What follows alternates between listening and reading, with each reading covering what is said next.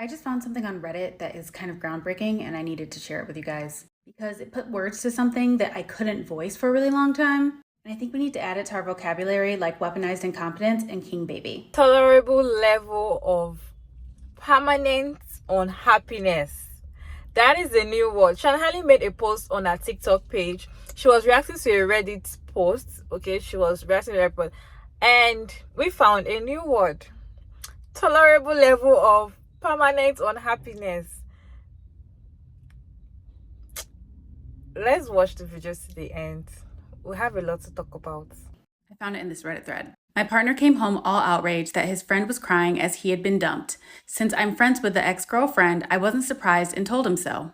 When he went to see his mate the next day, he was being supportive. I told him to ask a few questions to ascertain whether he really was caught off guard, as if it was unexpected to me. I'm confused why it would be unexpected to the man in the actual relationship. Partner came home and went, So I spoke to him and he said he knew she'd been unhappy, but he thought it was just a rough patch. So yeah, he did know. He wasn't caught off guard. He just thought it was a tolerable level of permanent unhappiness. My friend, the ex-girlfriend, is thriving. A tolerable level of permanent unhappiness. Wow, that is a life-changing sentence. I agree, because this is what I think is the baseline for men. They get into relationships with women that works for him, but where she suffers, and then slowly chip away at her freedom and her happiness and used weaponized incompetence to get her to a tolerable level of permanent unhappiness. That's what it is. I love the internet. Hey beautiful people, how you all doing today? My name is Maria Davis and I'm back again with another interesting video. Tolerable level of permanent unhappiness. This is what some men intentionally they'll just put you at that stage, like no doubt. Do you all agree that they just intentionally, it's not like it just happened, they will intentionally make you unhappy and still leave you that way because they feel like at the end of the day there's nothing you can do about it? I know what I'm saying. I have few interesting stitches to share with you also. Let us watch the stitches together. At the end of all the stitches, I'll share my opinion. And let me know your thoughts about this video down in the comment section. We had the word tolerable level of unhappiness. If this is not your first time, let me know. Let me know what you think about this statement. Let me know, okay? A tolerable level of permanent unhappiness. This was a video that was just done recently. I will tag the creator by Shar Henley. And I believe this is exactly what we are awakening from at this time. This is why this decade will be considered the decade or the great divorce. Because people are awakening to understanding that we don't have to put up with bullshit. There is no prize at the end of the day for having the shittiest life with the most tolerable level of unhappiness. Because you see, when you're raised in a toxic environment, you think that that's what life is. You think that life is a pile of shit that you just have to get through. You think that marriage is nothing but yelling and fighting, and that kids crying and screaming is just the way the world is supposed to work. And we are now waking up to the fact that that's not how it's supposed to be. You see, you're not going to get a prize at the end of this for suffering. You're not going to get pension for staying in a shitty marriage. You're not even going to get a pension for staying at a shitty job. There's no award handed out for staying in a friendship with an asshole. So wake the hell up and recognize that life isn't supposed to be a flaming pile of shit of unhappiness. There's no prize for suffering. So end the bullshit. Get a job that you like, even if you have to live in a small apartment. Get a partner that doesn't treat you like shit, that you are so used to being unhappy because your parents were assholes and now you're used to being treated like a pile of garbage. Life is not supposed to suck. A tolerable level of permanent unhappiness. Wow. Okay, no, but can we talk about this one, y'all? Because this may be an unpopular opinion of mine, but I don't believe that this mindset is exclusively taught to males only. Meaning, I think we are all taught in one way or another that the goal of romantic partnership isn't necessarily happiness, but for both people to find a certain level of tolerable, permanent unhappiness. Because on the flip side, oftentimes I hear women complain about their partners, and yet they won't leave the partnership. And it's almost as if for some of us, the complaining is part of what it means to be in a partnership. For some of us feel as though the unhappiness is part of the territory of being partnered. So not only are males taught that women are supposed to have a certain level of tolerable unhappiness, but we are also taught that too. I think the reason why we are taught that is so that we will stay in mediocre partnerships longer, and so that we're more inclined to choose mediocre partners. Because if permanent tolerable unhappiness is framed as the goal in partnership, parties will strive towards that, find no issue in it once it's actually achieved. A tolerable level of permanent unhappiness.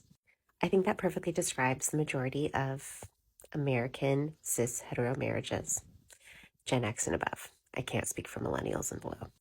We have to be groomed from a very young age to believe that one of our most intimate relationships of our lifetime will require us to put up with, to settle for a tolerable level of permanent unhappiness.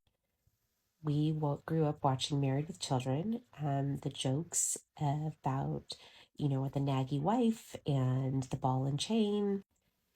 Marriage was some sort of like death penalty we were walking towards. This was a common way of describing marriage for the 70s, 80s, 60s, 50s probably. So it makes sense that we got into our marriages and we settled into what is a broken system. Patriarchy is a broken system. The nuclear family is a broken system. It sets us up to be miserable. It sets us up to exploit women and their labor.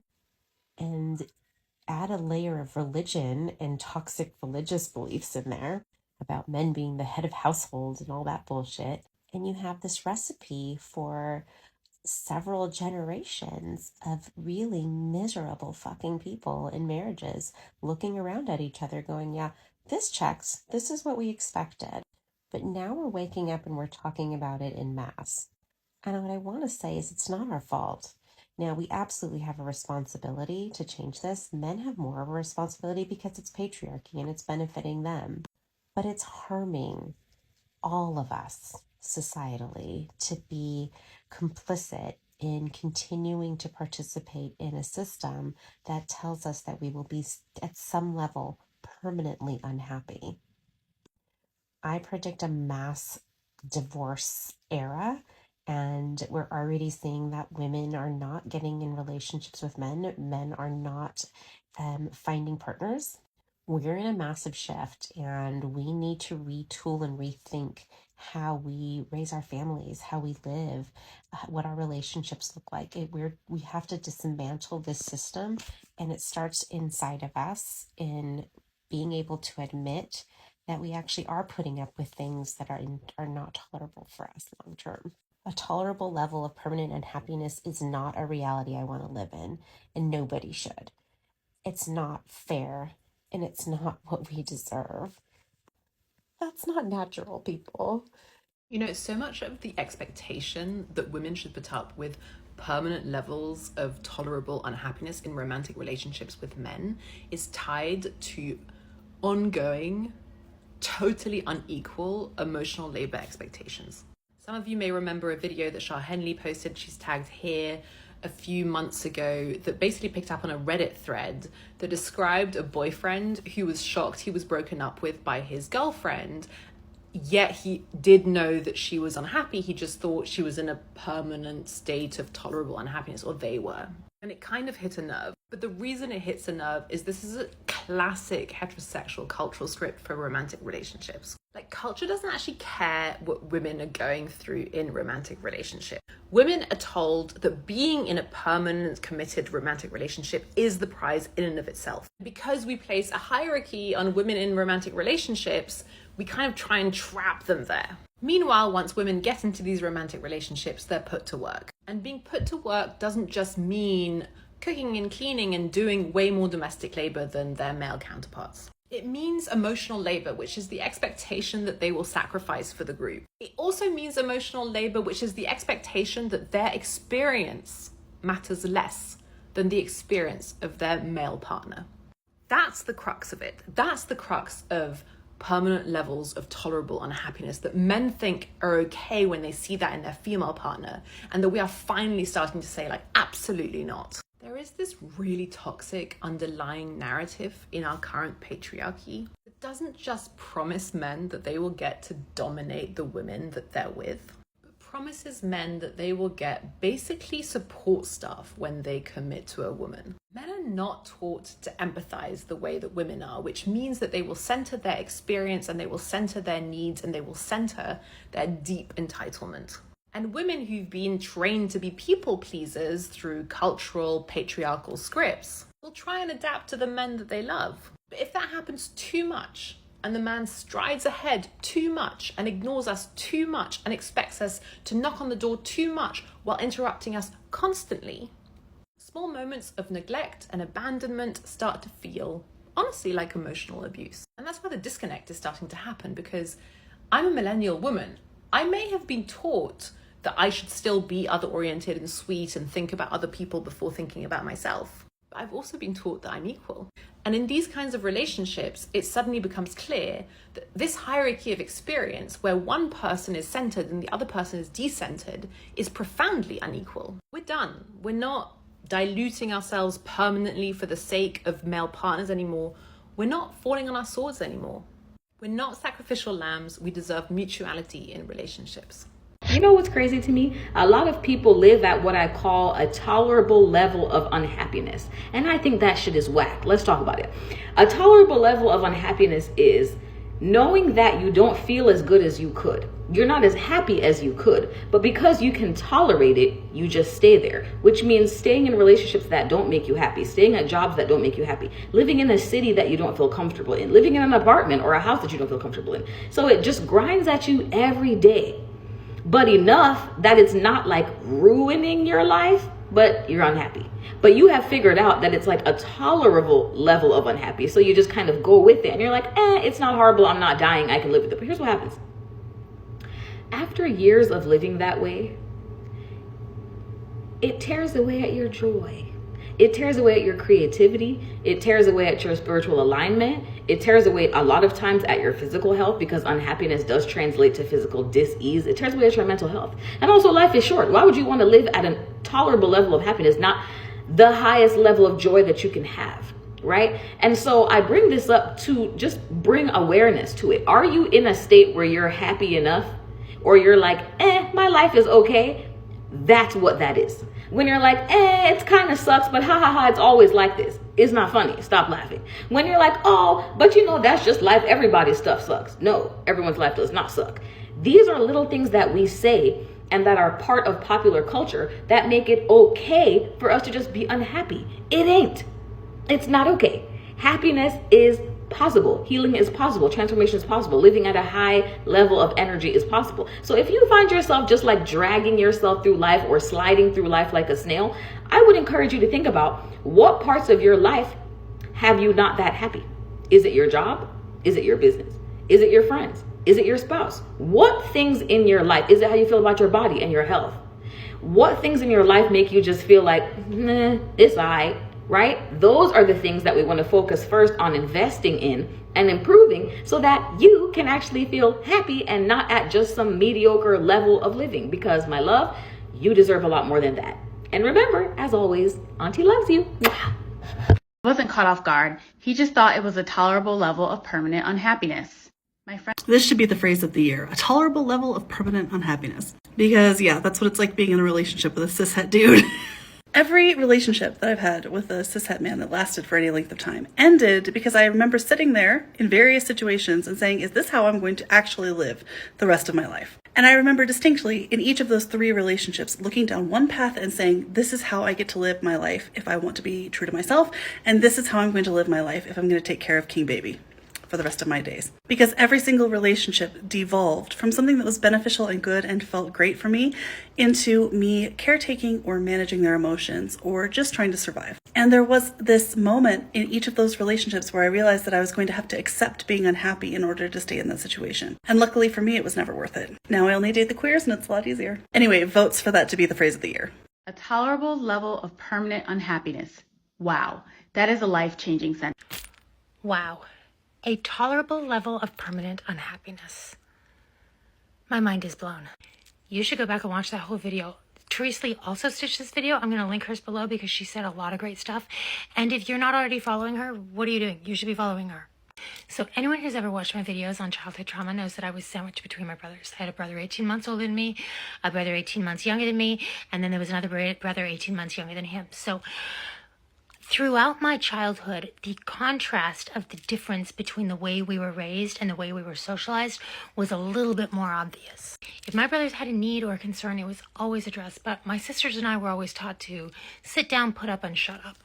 We were specifically groomed and taught to have our needs take a back burner. We were specifically taught to just endure things. And my brother's comfort was always at the cost of our discomfort. And my sisters and I have since talked about how normalized it was for us to make the sacrifice for them to be okay. And at church, the only women who were ever praised or even talked about in a non-negative way were women that were self-sacrificing, women who put themselves on the line and put everybody else before them and lived these hard, very difficult lives. But you know what? They earned their place in heaven because they filled their roles as women. I remember being able to recognize this, but not quite put my finger on it or describe what it was. And I was like, I don't want this dynamic, but I couldn't pinpoint it. And when I got married, it was like flipping a switch with him. Suddenly, up until that point, he had recognized my needs. He was all about taking care of me. And then it was like flipping a switch. And suddenly, I was supposed to be making all the sacrifices. And a couple of years ago, when my sisters and I actually started discussing this and putting our feet down and being like, no, this is not the life we want to live. We can now identify this. There were so many people in all of our lives that suddenly were so unbelievably angry that we were not sacrificing ourselves for their comfort. And the thing is, this is still happening, not as much in non-religious circles, but my daughter goes to school and the boys will be doing stuff and she gets blamed for it. That phrase describes how every little girl gets socialized, and her value to the patriarchy is measured by how well she complies with it. And used weaponized incompetence to get her to a tolerable level of permanent unhappiness. You have to go back and watch her video. It's very, very good. So basically in the video, she's saying that men will break women down to a point where she's miserable, but not miserable enough to leave with weaponized incompetence. Now, here's my perspective from the outside looking in and me just kind of piecing stuff together. From my observation, I don't believe that men consciously and purposefully do that to women. What I think happens is men do that to women because they do that to themselves.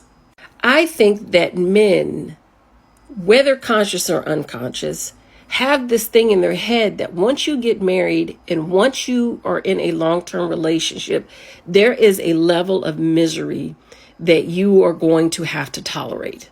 So when their women come to them and talk about how unhappy they are and how unfulfilled they are, they can't grasp it because to them, I'm miserable and unhappy too. And this is just what we do in relationships. This is part of it. Now let's talk this through. So if you got men going into a relationship expecting a certain level of unhappiness, and you got a bunch of women that have been told once you get into a marriage, you'll all of a sudden be happy, conflict. Both folks have two different expectations of what's going to happen. That's why a lot of men get complacent in relationships. They will be with a woman for decades and barely like her because to them, this is what they were expecting once they got married. The nurse was married before, and he stated that when his ex-wife initially filed for divorce, he was shocked. He knew that they were having problems and that they had some issues going on, but never to the point where divorce was needed. Then he stated, fast forward past the divorce, back to regular life, he sat and reflected and he realized he was very unhappy in the marriage too. But while he was in it, he didn't know how unhappy he was. Even with that being said, he stated if she had not filed for divorce, he'd still be married to her to this day. Why? He was at a tolerable level of permanent unhappiness. It's why you can't get a man to break up with you. It's why a man would rather cheat than get a divorce. It's why men get real complacent in relationships. I honestly believe that a lot of men have been taught, or I don't know if it's their DNA or their makeup or whatever, that being unhappy and being miserable in a relationship is part of it. It's just, this is what I signed up for. Isn't that sad? Oh, that's so sad. To a tolerable level of permanent unhappiness. So I've been down a rabbit hole about this all morning. Go watch this original video, but I'm going to tag a couple other videos in the captions if I can figure out how to do it that I also thought were super informative. But this is just like, wow. Like, it wasn't even something that I was unaware of, because this is kind of how my first relationship ended. But it's wild just how widespread this is. And this phenomenon, or whatever you want to call it, is not confined to like the bad guys. Like my first boyfriend, he wasn't a bad guy. We were incompatible as fuck ultimately. Like, we were together for almost 5 years, but like, he wasn't a bad guy. He genuinely wasn't. Whenever we broke up, he was around 30. If I remember correctly. So about the age that I am now. And whenever I broke up with him, that was one of the things he said to me, basically, was like, I knew you were unhappy, but not unhappy enough to actually leave me. This was the first time that I had ended a relationship. So I was like, what? Like, I was not prepared to hear that from him at the time. This was several years ago at this point. And I saw another video today about what they're dubbing the Great Divorce, like what's going to be coming in the next like 10 to 20 years, I think. And it's basically women in cis-het relationships having enough of the nonsense and finally leaving, and how that is going to play out. And the wild thing is that I'm seeing it play out now in relationships close in proximity to me that I thought were rock solid.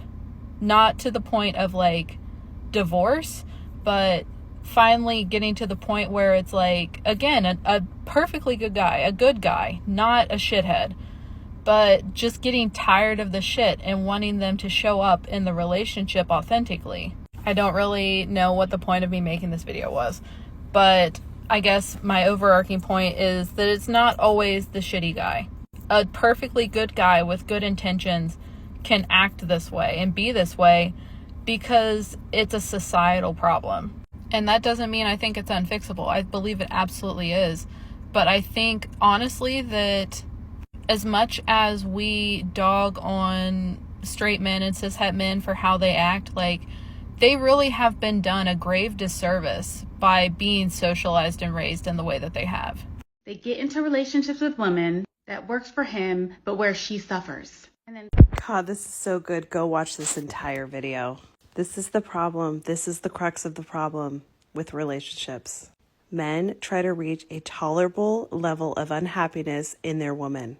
Listen what she says once this tolerable level of unhappiness is reached in the woman's life, perpetuated by the man. And then slowly chip away at her freedom and her happiness. Chipping away at her freedom helps them to attain and maintain this tolerable level of unhappiness. Because if they can bring her down and decrease her expectations, they have to do less. And use weaponized incompetence to get her to a tolerable level of permanent unhappiness. Instead of doing their own work and facing their shadow, they employ these tactics to keep the woman around. That's the weaponized incompetence. Demanding that men be vulnerable and do their own work to show up in emotionally healthy ways is the new currency for women, and why we're going through the Great Divorce. Men are refusing to pay the price. He wasn't caught off guard. He just thought it was a tolerable level of permanent unhappiness. A tolerable level of permanent unhappiness. Wow, this one hit hard. Because this was me. I mean, this was my marriage. I had a permanent level of unhappiness that I tolerated for a time until I couldn't anymore, and then I left. But back to the guy in this Reddit thread.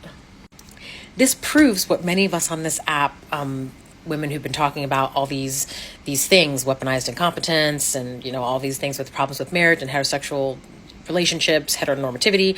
This kind of proves what we knew all along, or what we're maybe just now realizing, some of us. They know we're unhappy and they don't care. They expect us to be. There's a certain level of unhappiness that women are expected to put up with. And if we refuse to put up with them, we're bad women who've ruined their lives and broken their hearts. If we refuse to put up with this level of permanent unhappiness, when explaining to people about our marriage and how it ended, or our relationship, we're made to look like selfish harpies who, left someone for no reason. So unless we're getting beaten up, shot, or treated so miserably that society says, oh, well, okay, I guess it's okay to leave him now, we're not allowed to leave. We're expected to put up with it. We're expected to cope. And that's pretty much most of what's referred to as the heterosexual repair industry, which is what the author of The Tragedy of Heterosexuality, a book I highly recommend, talks about, the relationship self-help industry. That's what she calls it. All the solutions to the relationship problems, most of them seem to fall into the category of helping women develop the coping skills to cope with their mistreatment and their unhappiness, instead of addressing the unhappiness directly. The entire system is built upon our unhappiness. It's built on the exploitation of women. So of course they expect that we're gonna be unhappy probably most of the time, but that we should just put up with it because reasons. We're not putting up with it anymore, which is part of what triggers these guys' anger. It's like, how dare you? How dare you center yourself? How dare you consider your own happiness over everybody else's? How dare you refuse to put up with unequal treatment when you are a woman and you are expected to allow yourself to be exploited for the sake of maintaining heteropatriarchy, heteronormativity? Well, screw that. We're not doing that anymore. These guys, some of the things that they're doing, I've broken up with people for less than that. If you're still here, definitely you're enjoying this video. Don't forget to like and share and subscribe and all of that good stuff, okay? Tolerable level of permanent unhappiness. This is very common. Relationship, work, anything is very common for, especially around women. They've actually programmed us that the way we should live, the way we should live, we should learn to endure a lot of things. Let me go from relationship aspects. You see a woman very unhappy in a marriage or in a relationship, even if she's not married, and she's not going to leave. Especially marriage. She's not going to leave. Do you know why? Because society is going to blame her and be like, okay, why are you leaving? You just have to endure. It's not that. But even knowing that she's very unhappy, they expect her to get used to the unhappiness. They expect her to.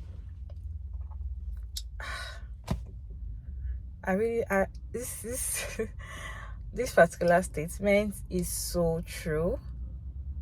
It's so true in many ways.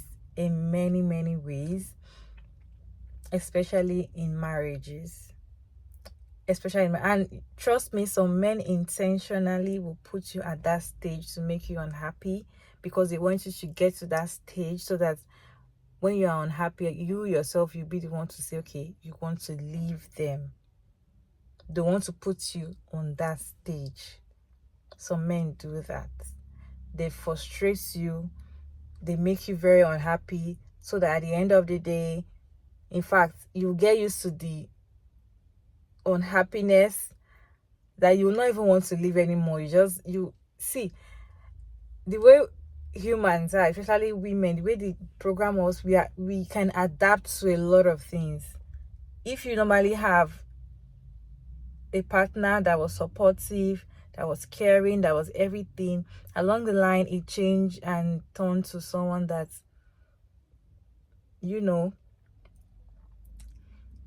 you tend to adapt. You tend to be like, okay, what can I do? After complaining, what can I do? But things have to change, because if we keep going like this, the next generation will still continue letting it go. You have to be able to leave when you've gotten to that stage that you know that you're not happy, but you're forcing yourself to be happy. Things just have to change, because if things don't change, this thing will continue to be like that, and it's going to be dangerous for the next generation coming. When you are not happy with your job, I know you can just manage because you have to eat. But when it comes to relationship, I feel like relationship is one of the main thing. Just leave. It's crazy. Anyways, thank you all so much for sticking around to this point. I hope you enjoyed this one. Don't forget to like and share and subscribe. I would like to know your thoughts about this video down in the comment section, and I'll see you all in my next one. Bye.